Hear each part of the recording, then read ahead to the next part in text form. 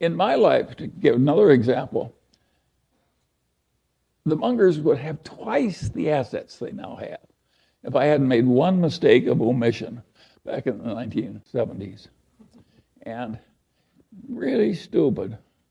And I blew an opportunity that would have doubled my present net worth. That is a normal life. You get one or two. And how things work out, it's the basis. We all know people that are out married. I mean, their spouses are so much better. Think what a good decision that was for them. And what a lucky decision. Way more important than money. And a lot of them did it when they were young, they stumbled into it. Now, you don't have to stumble into it. You can be very careful. A lot of people are wearing signs, danger, danger, do not touch. And people just charge right ahead. That's a mistake. Well, you can laugh, but it's still a horrible mistake. I can tell a couple of other stories, too, because you like stories. Here's an apocryphal story that is very instructive. A young man comes to visit Mozart. And he says, Mozart, he says, I want to write symphonies. And Mozart says, how old are you? And the man says, I'm 23. And Mozart says, you're too young to write symphonies. And he says, but Mozart, he says, you were writing symphonies when you were 10 years old. And Mozart says, yes, but I wasn't asking other people how to do it. Now there's another Mozart story. Here's the greatest musical talent maybe that ever lived. And what was his life like? Well, he was bitterly unhappy and he died young. That's the life of Mozart. What the hell did Mozart do to screw it up? To make himself, well, he did two things that are guaranteed to create a lot of misery. He overspent his income scrupulously. That's number one. That is really stupid. And the other thing was he was full of jealousies and resentments. If you'll overspend your income and be full of jealousy and resentments, you can have a lousy, unhappy life and die young. All you've got to do is learn from Mozart. You can also learn from that young man who was asking Mozart how to write symphony.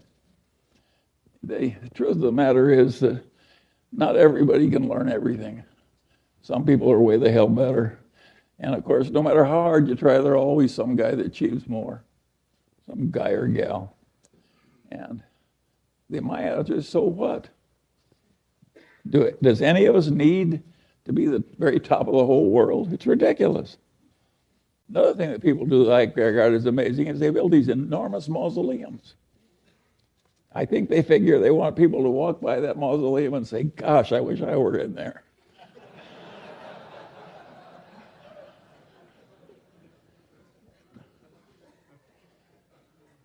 Anyway, you can see we've had some fun as we go along.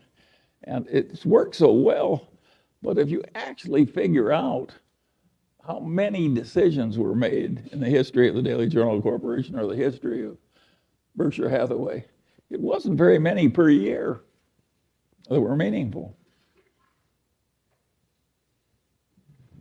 It's a game of being there all the time and recognizing the rare opportunity when it comes and recognizing that a normal human allotment is to not have very many.